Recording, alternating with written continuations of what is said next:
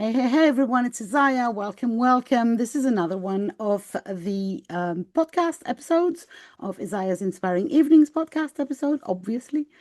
And this is part of a series of episodes that I'm doing with the incredible Rie Pearson. Hi, Rie. Hi. And we are exploring relationship red flags. So this is episode 6. And basically, we are discussing the early warning signs of unhealthy relationship dynamics, the psychology behind those red flag behaviors, and how, hopefully, we can interrupt patterns before they escalate into harm. In case you've not listened to the previous 5 episodes, which you should go and do that, or you're listening to all of that in the future, and let me remind you a little bit about Ree. So, Rie Pearson lives overlooking the sea and describes herself as being on the edge. A police officer for 27 years with focus on policy and how the police deal with partner abuse, Rie specialises in domestic abuse, stalking, and safeguarding. Her post-policing career has continued with directorships with several community interest companies, all focused on those specialisms. Rie has also wrote a book called Be Kind, No Excuses, which is a guide for teenagers and parents to raise awareness of the red flag behaviors that are precursor to abusive behaviors in relationships. Her mission is to flip the discussions on violence against women and girls and talk about the one real problem, the majority of these abuses being perpetrated by men who are violent towards others, women, men, or children. Be Kind, No Excuses is also a community interest company now, and Rie has co-created the WOW, Women Only Wellness Ltd. Um, Foundation, corporation, what do you call it? That aims to create safe spaces for women and girls to come together and step into their own power through learning that self-care is not selfish. So as I was saying, the WOW also exists as a festival. So end of June every year in Northallerton, UK. You will find any and all information about Rie, the WOW Ltd, or the WOW Festival, and gathering below or above this video or audio, depending on where you're looking at it. So as I said previously, this is episode 6, and the title of it is Boundary Violations. So we are going to be talking boundaries in whatever circumstance, but more specifically in the subject that concerns us. So violence and abuse. We're going to try and keep this short and sweet because we know that it's not a light subject, but it still is a subject that needs to be talked about. So, first of all, let's define what is a boundary for you in that particular context. I think it's kind of like a set of rules, and a set of rules that you both adhere to in a romantic relationship. And as we've discussed before, I think what is really high on the priorities in interpersonal relationships is respect. So having rules in place that are respectful for each other, and you Mm. can't have it's not just one of you having boundaries; it's both of you having boundaries Mhm. about the things that you find that are respectful or disrespectful, and both of you respecting all of those things for each other. Mm. And the boundaries are there to keep you both safe. The Mhm. rules are there, and I'm saying rules because I'm not a very rules oriented person. Mhm. I was a police officer for a very long time. I was a bit of a loose cannon, and I was always like, I need to know the rules so I can bend the rules. Mhm. So, but that was in terms of criminal legislation, and it was never going to hurt anybody. But I think rules is a funny word. I don't. You might have another word for it in the languages that you speak, but making sure that you are both respectful of each other and acknowledging those Mm. things, I think as if a if as a I couple. may, I think we could even backtrack a little bit and start with you need as an individual, even before you enter any kind of relationship, to know what your boundaries are. Yeah, What is okay for me to share? Because any kind of relationship is a compromise. But there are some things where I do not want to compromise. If I do compromise on those things, then it attacks my integrity. I feel mm, less than. yeah, I feel controlled. I feel abused, even Yeah. theoretically. So even if you're not in any kind of relationship, sit down and think about that. What are your rules or your boundaries? Yeah. The things Absolutely. that you feel unsafe if somebody, even if that somebody doesn't exist yet in your life. Yes. So, you know, decide on those. And I think it's very important. I think it's the basic self-care of what do I need? You know, some people will need attention. Some other people will not need attention. Some other people, but I think it's very, very individual to start with.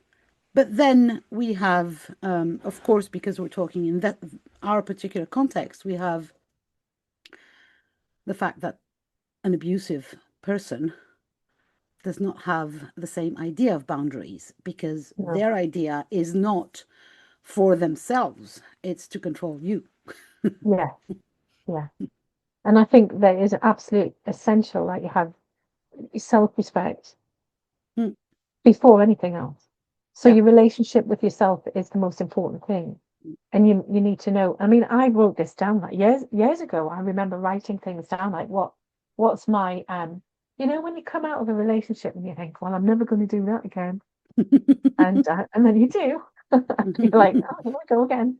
And I remember writing down what I call my non-negotiable. Yeah. Mm, My non-negotiables, and they include and it's not very complicated stuff. It's like no. I want to be in a relationship. I don't want to be in a relationship with somebody who smokes cigarettes. Mm, yeah. Basic. I don't want to be in a relationship with somebody who goes out and gets drunk when I'm on a date. Mm, I don't want to be in a relationship with somebody who expects me to compromise on any of those things. mm. Any of those things that are important to me. So if I say something's important to me and they say, oh, well, that's a bit weird, I would go, well, I'll have that. I am weird, but thank you, goodbye. Yeah. Yeah. But I think No. that this sentence, I'm going to repeat it. I'm not ready to compromise with any of my values, boundaries, whatever Mm. it is. And you And should that's, not. One should not. There is a lot of things that you're going to be compromising with when you enter a relationship. yeah, If we talk very practically, the person can snore, and you'll have to compromise and wear earplugs. But if that's not one of your biggest values, that sleep is so important for you, well, yeah, you will overcome that, and you will. I repeatedly say that about my husband and myself. We live in the middle of nowhere, in a huge house in the absolute middle of nowhere, France. I would never ever live here on my own. yeah, Neither would he. yeah, This is a compromise that worked for us. yeah, If there was no us, I mean, if for any reason we separate or one of us dies, the other ones will sell the house in the matter of days. yeah, Because living alone here is very, very sad. Basically, it works because there's two of us, and there yeah, were more, like our kids. So the compromise, I think, is part of a relationship, but it's not compromising on my values, on the things that make me who I am, and yeah, where I never compromise to the point of disrespect to yeah, myself. absolutely. And as you said earlier, your integrity needs to remain intact. And that's your integrity to yourself. But as you evolve in a relationship, it's your integrity for that relationship as well. Because you find with somebody who's an abuser, they will come along with those boundaries initially. Yeah. They will, because they wear that mask, don't they? They wear that I'm a Mhm. really nice Yeah. person mask, And then as you go down the line and they chip away a little bit, they chip away a little bit. But if you're always mindful of the fact that, we had this conversation, we agreed, and a lot of what we talk about in relationship with an abusive person is the speed at which the relationship accelerates Hmm. Hmm. into, that kind of like that. And I think we need to be aware that if you're going to start like if they're chipping away, you're very quickly on that. And that's a roller coaster, but roller coaster, is it? or are you just on the slippery slope to, accepting everything that they say because you're unconfident in your self-belief, you're unconfident in your self-confidence, and it's really important to have the basis of your selfness in place, your foundation of who you are and what your expectations are of yourself first, and then what your expectations are of that person in that interaction with that person. But they will put that foundation, and once you get a foundation, then they will start chipping away. And that's what we need to, people need to be aware that, yes, it'll look fine, it'll say all the right things and do all the right things, and then suddenly, because it's like, I always think about, the statue of David by Michelangelo. That must have taken years. It was tiny chips, tiny chips.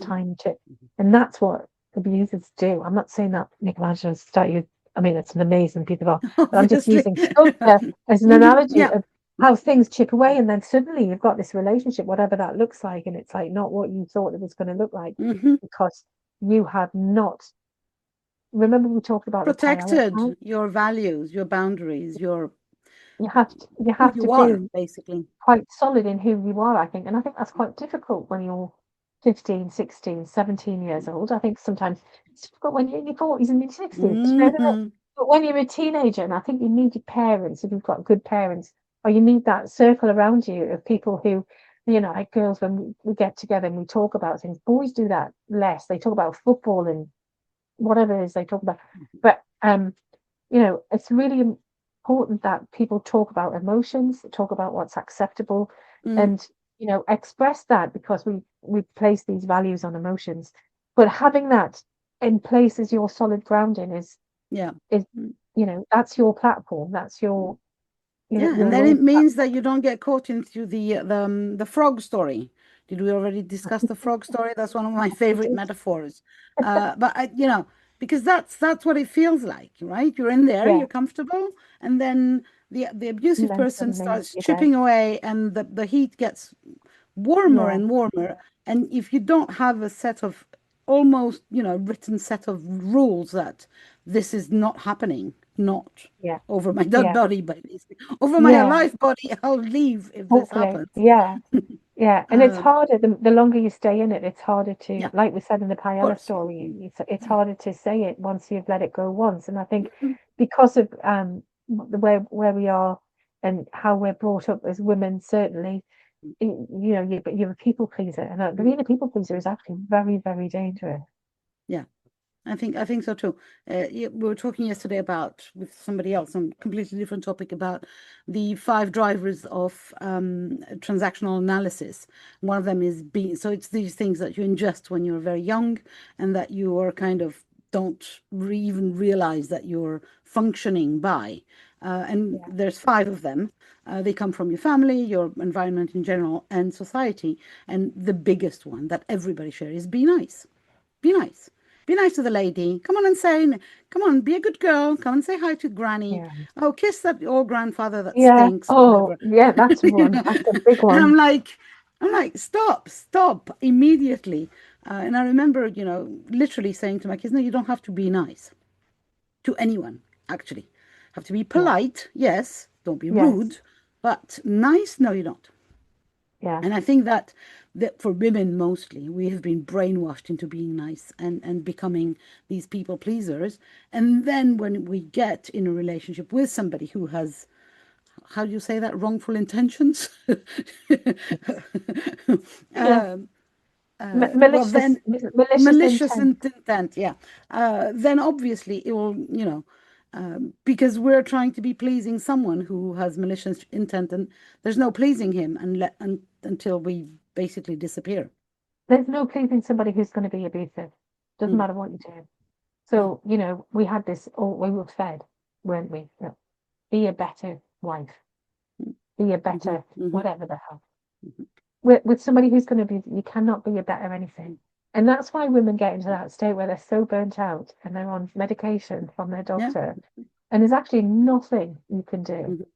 So it doesn't matter what you do. Because the structure of abuse is set up to make you as the victim. fail at every Mhm. single Yeah. turn. And so it starts with self-respect. Yeah. And when I feel disrespected by myself or by somebody else, I have to remember that this is not love. This can never be love. Can't be, This can it? can never be love if somebody just walks over just over myself, or if I do that to myself as well, because I believe that we teach ourselves to disrespect ourselves, and then we're okay with other people doing that as well. Well, it's learned behavior, isn't it? Yeah. And then it becomes the pattern of who you are. I mean, I've got a course called Finding Your Voice in Relationship, which is for women who have survived a relationship with an abusive man. And it's a real deep dive into you. Why am I here? Mm-hmm. What is it has happened to me that I am here on this path? And the question I ask is, are you on this path where you are in your life now because you chose it, or is Mm-hmm. it because of the circumstances around your family, your work, your schooling? Like you're on that path because somebody else put you there. And 99% of people are on the path they're on because Yeah. they've been put there, and it's not by choice. But we continue to think, this is my life, and it's like I remember when I this is turned how I 40. should be. Oh, 40 When is a I turned biggie. 40, I was like, oh, okay, big number. For me, it felt really huge. I didn't care about 50, but 40 felt really huge, felt like the midlife. I was like, if I'm Yeah, lucky, I've got another 40. And I really feel like the first 40 years, I've just been going with the flow. yeah, coasting Basically, it. doing what I was expected to be doing, marrying, having kids, whatever. And it Yeah, was like, now from 40 and onwards, I really want to make other choices, to make the choices that I want to make personally, that are my choices. yeah, And it felt really frightening to investigate. Who am I? What are my values, my boundaries, blah, blah, blah. And really empowering, obviously. But, I was 40. I understand so easily why when you're 16 or 17 or 18, yeah, it's almost impossible to do on your yeah, own. That's why, as a yeah. parent of a teenager, you should be there for them, for that as Oh, well. absolutely. Yeah, Not telling them what 100%. they should do, but inviting them to investigate who they want to become.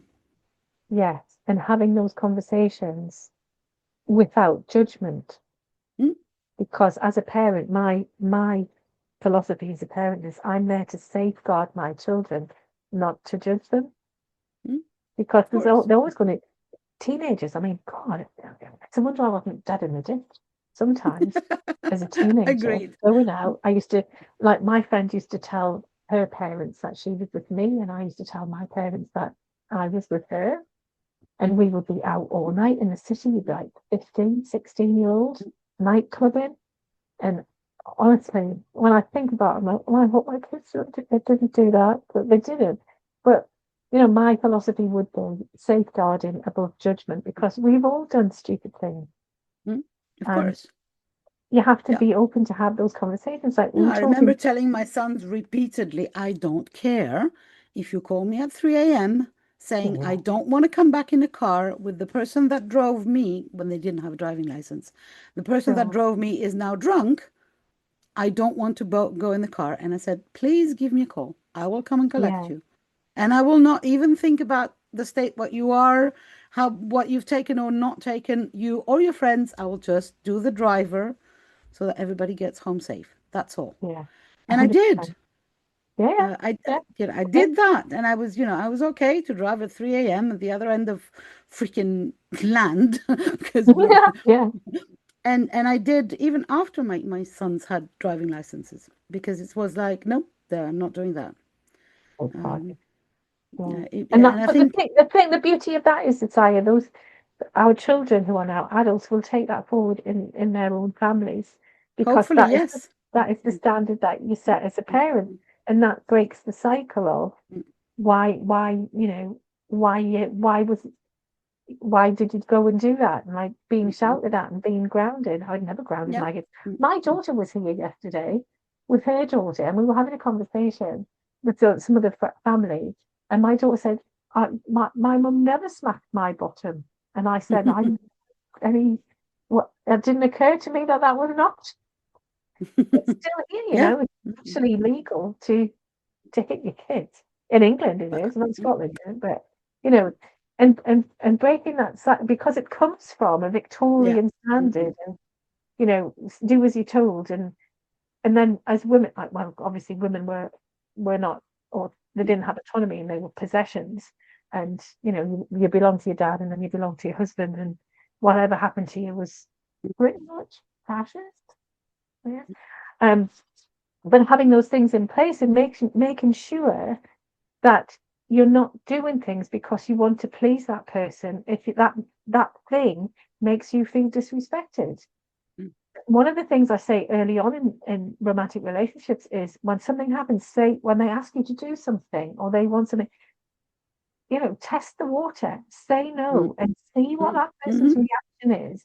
Because when you're just people pleasing all of the time, and that person is getting what they want, and you're not really seeing who the real person is, because you're not doing anything that makes them need to do anything bad to get their own way.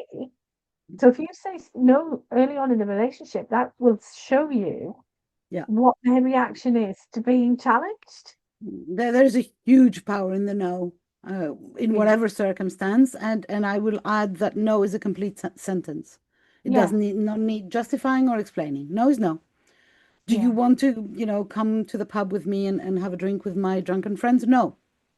Yeah. Voila, And no. the whole thing is, it's only true consent to do whatever it is they want you to do if it is safe to say no to that thing. Of course. And people think, well, I've got to say yes because it's not safe. I want to say no, but that's putting me at risk. And there's your red flag, isn't it? If you can turn around to somebody and say, no, I don't want to do that, and that's perfectly, nothing bad's going to happen to you, then that's fine. And that's, that's where you stand. But if you're thinking, oh my God, I'm a bit nervous about this, I'm not really sure, what will happen. Will he, will he dump me if I say no? Well, if you think he's going to dump you, sweetheart, just be dumped. Yeah, Jump, absolutely. Or that's rather, absolutely fine. jump No, out yourself. run away. Just run away, because if What that the hell? person makes you feel unsafe for whatever it is you need to do, that is not your person. And it doesn't matter. Yes, you do love them, but it's still not your person. There are 8 billion people on the planet. Yeah. There's more than one person for you to love. Yeah. And and you have to think Absolutely. about, I often, because obviously I talk to a lot of women who've survived, and it's absolutely heartbreaking that they get to the stage where, I mean, they have children with this person, they're going through the family court with this person, they're going through the criminal court with this person. And for me, the big thing is the family court, because an abusive person will take their children from a loving parent just to punish the loving parent, and have that power and control over them. And as a mother myself, I think I would, my ex said to me, well, I want 50-50. And the reason he said that was because he didn't want to pay child maintenance. It wasn't because he wanted the children. It was because he didn't want to give me any money, because he thought he was giving me money. Just nonsense. You're not giving that person money, you're giving it for your children, it's for the kid. But I see so many women who are in that situation, and it's like, oh my God, because I have those conversations, and I see, and I talk about the red flags at the beginning, and they're like, I wish I'd known this, but it's really hard at the beginning to see, unless you understand your own self-worth. Yeah. And that's a big one to start with. Do you want any children? If you're 18, 19, ask yourself, do you at this minute want a child? And if it's a no, and the person says, I want a child with you, say, no, I don't. One of the things is that I want you to have my babies. Run. If somebody says they want you to have their babies, whose babies? Run away. Okay, But because that's their mindset. but I have to be very honest here. I remember when I was 19 and I met my future husband, I did not want any children. Then when I turned something like 23 or 24, I wanted children. He didn't. And I pressured him. I really pressured him to have children. Um, if you ask me today, I'm not sure I wanted children, but I thought that this was what I supposed to do. Anyway, I don't regret my children. I love them to bits, but Yeah, yeah. still, at 23 years of age, I was not fully sure of what were my boundaries and my desires. So, think it over if you're in entering a relationship. This is a big one because once you have a child with someone, it's very difficult to untangle yourself completely. Yeah. So think it over very strongly and again reassess, as we were saying.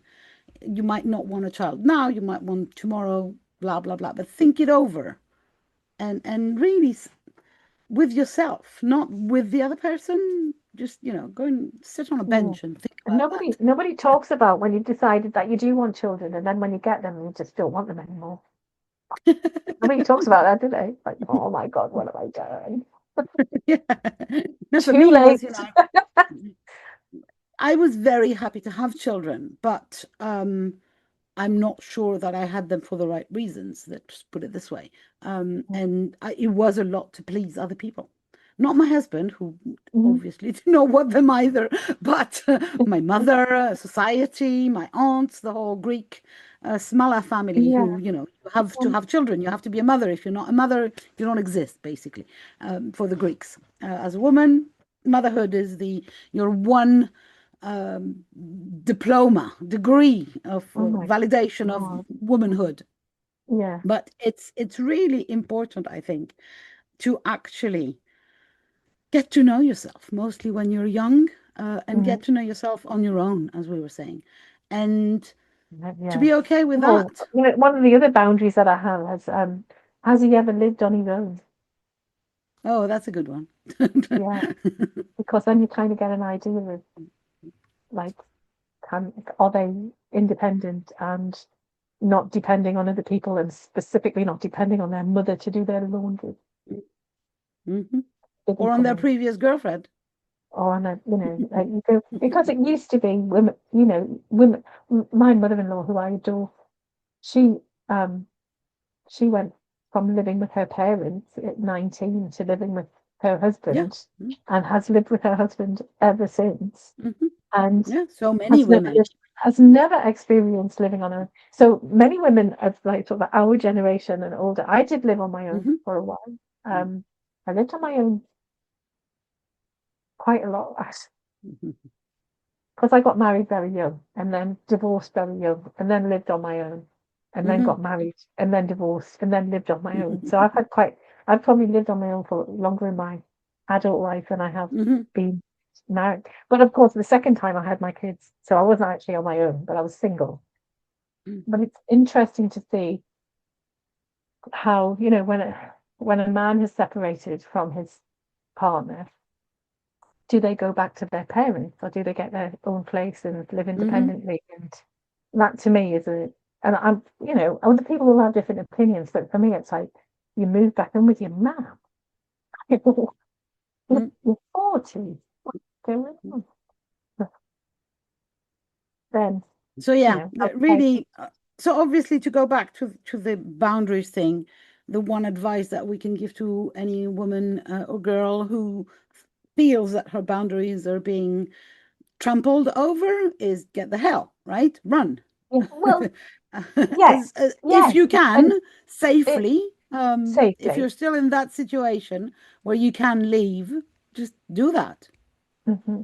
There is no Yeah, negotiating with somebody who if you say once, okay, no, this is not okay with me, and then the person repeats, yeah. I'm sorry, but there is no negotiating. We're in agreement with that, aren't we? Well, that's the second, that you say it once and then they say, "Oh, I'm really sorry," but then they do the same behavior again. That means that the first sorry was a lie. Mm. Yeah. And I always say leave after the first lie because Mm. it's very probably not the first lie. Hmm. It's the first one you realize that it exists. Mm. Yeah, yeah, yeah, yeah, yeah. And you know, they've got to respect your personal boundaries. They've got to expect your emotional boundaries. Um, and for me, it's a no-brainer. But mm, when you're young and you're feeling your way, that's why it's really important, ladies, to mm, have your own like Fort Knox, because you don't want any babies in there early on in that relationship. mm, Just, like the medieval Italians, 500 days before mhm, not 5 minutes, not 5 weeks, not 5 months, 500 days, mm, because you need to be protected from the nastiness. And in yeah, order to do that, I mean, if you're not happy with who you are in yourself and you need another person that's made to feel like a whole person, you need to work on yourself. yeah. Mm, Another person mm, is not gonna make you feel a whole mm, person. You are a whole person. You just need to find who you are. mm. Besides that, I'm pretty sure that, this will help anyone communicate those boundaries. Once you actually done the work and investigated yourself, found the things that you don't want to Yeah, negotiate about or to compromise about, then it's easier to and you have to communicate them, let alone the type of person you have in front of you, whether this person is an abuser or not. If you need to communicate your needs and desires and boundaries, absolutely. And I then think you what's can see what happens. one of the things that I found really helpful is if you journal, if people are Yeah, do journaling, if absolutely. you if you write things down. And then if you say it, because it's like sometimes it's really hard to say something out loud, isn't it? One, because you fear because once it's said, you don't know what's going to happen next. And I think as humans, we need to always to have that what's going to happen next kind of reassurance and Mm-hmm. safety. Um, but I think if you journal and Yeah, and you I and you agree. read your journaling, and then that becomes it part of your brain, and that becomes building your confidence and knowing who you are because you've written about it. And you Mm-hmm. can't get anything wrong when you're journaling because it's about you. Mm-hmm. And Absolutely. Mm-hmm. it's a no-brainer. But it's making sure that you are confident enough to verbalize what you feel about things without the fear. And if you're not, practice in the mirror. I just find that really helpful. Just if you've got something hard to say to somebody, just practice in the mirror. Mm-hmm. Yeah. Because, Mm-hmm. once you've done it, once you've said it out loud once, it's easier to say it again, and then it just gets easier to say. And I think a lot of people are very nervous about things, will be nervous around somebody. It doesn't have to be a partner, it doesn't have to be your boyfriend or girlfriend. You're nervous around somebody that you work with, or nervous around a sibling or a Mm-hmm. parent. But if you practice saying things, your voice becomes more confident anyway. And And then you've got once, that what authority within yourself. for me, one certainty is that if you're nervous and you're doing it wrong, let's put it this way, or you feel you're not managing to do it that, and the person in front of you loves you, that would be okay. If they don't, because they're an abusive personality or some kind of jerk, or they're just using you, that's when their reaction might be another red flag. The Yeah, fact that, I have something that, if I go to my partner and say I have something that is difficult for me to say, and they can sit down and listen to me and, be supportive, then I know yeah. that I'm okay. If they're making fun of me, dismissing, judging, blah, blah, blah, huge red flag. If somebody can continue with no emotion while you are breaking your heart in front of them, they Mm-hmm. are not your person. When you're sad about something and you're crying and they are absolutely flat, regardless of the sobbing, they are not your person. They Mm-hmm. do not care, because a perfect stranger would comfort you. Mm-hmm. Yep. And if they won't comfort you in that moment of vulnerability, they are not your. And it sounds really harsh. And it's like, well, he's nice the rest of the time. The times when he's not nice are the person who he is. Mm-hmm. Yep. Yes, yes, yes. Okay, so where are we? Um, Basically get to know yourself before So, or at the same time. If you're already in a relationship, does not mean that you don't have you can't do it.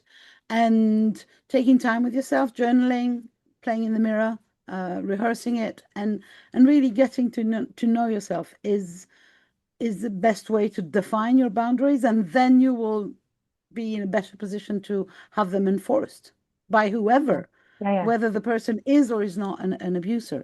And don't give up on the things that you love doing, because the Yeah, person you meet and who you are perhaps in love with or falling in love with doesn't like that thing. Don't give that thing up. You can have that thing and they can have another thing, a hobby, you don't. I, we are not we talk about compromise. I went to see a gig on Friday with a band that my husband likes, and I was like, "Meh." Mhm. Yeah, Yeah. I went with him to keep him company. We had a lovely weekend away, and I said, well, if we're going to go and see that, then I need to stay in a nice hotel with a spa. Mm. It's Yeah. compromise, Mm. but Yeah. you can have the things that I you had. love. You don't Mm. have to both be, your favorite color doesn't have to both be green. Yeah. I've lived and shared work with my husband for more than 30 years. We've been working together and living together. And for 10 years or so, I had a dance partner who was not my husband. Yeah. I went to dance every week with a guy, the same guy. We did not have a sexual or intimate relationship. Mm. He was just my Yeah. dance partner. Yeah. And it was perfectly okay. My husband hates dancing. For me, it was giving me life at the time. I was a Yeah. new mom. I was like full of hormones of baby shit and puking. And I felt like I was not sexy and dancing salsa or tango with a very handsome guy who happened to be gay, if I remember, That's why. or partly. I don't care, but Yeah. and that was fine, even if he was not gay. Yeah. He would have been perfect because uh, we don't have to do everything with our partner. We don't have to be the platonic idea of you're my other half. For me, is Yeah. No, bullshit. bullshit. Bullshit. And I love you to you, bits. I you want to live with don't need you. anybody. I want to do that Say you many don't things with need you. anybody else. You've got me now. Red flags. Mm, You do yeah, need other people. You definitely need other people. You yeah, need your mm, family mm, around you. You need your friends around you, and you mm, need others, because yeah, we're pack animals anyway.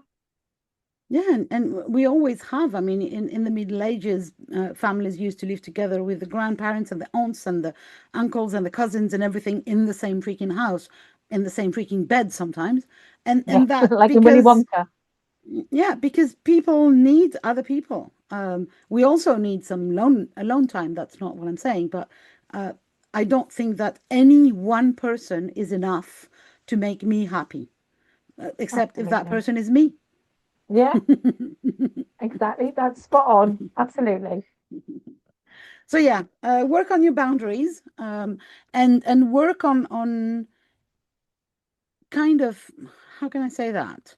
Spot the places where they're being chipped at. And that Yeah. is a red flag. The tiniest chip is already an indication, isn't it? Yes. Yeah. Yeah. Yeah. Voila, I think Well, that's this one. I don't know if we have any other things that you um want. Yeah, and of course, all the classic things. Don't allow anyone to control you. They don't choose how you dress, where you go, who you see. This is the basics, the fundamentals. But still, I think it's worth repeating, right? Yeah. absolutely. You're And not a trust me, Stepford wife. yeah. Yeah. That's how I felt actually years ago. I did feel like that. Yeah, but I think Controlling. it's like for me, it's still a surprise how many girls and young women and older women kind of don't see how much they are controlled Yeah. in a way that might not seem abusive from the outside. Nobody's hitting them, nobody's forcing them, but they're still dressing up for a man or um, Or dressing down choosing for them. or going to the movies that he likes or going to the concerts that he likes all the time and never to Yeah. her. Uh, Yeah. and Yeah. Yeah. that's bullshit. It is. And It that is. that mostly for me Share it. makes me sad. It makes me sad. It makes me sad when women come to me and say, I've read the book and I wish I had it when I was 14. Mm. You can still read the book, whatever your age. Oh yeah, yeah. And you can Go on. definitely offer the book to any of your younger friends or parents, people who have daughters, because this is, we might as well try and educate, and try and break those chains and those unhealthy cycles and circles that Yeah, we have been living in for millennia sometimes. absolutely. Ree, thank you very, very much for talking with me another time. We have another few episodes to come. And until then, thank you to Ree. Thank you to all of the listeners. And we'll talk to you soon. Bye for now.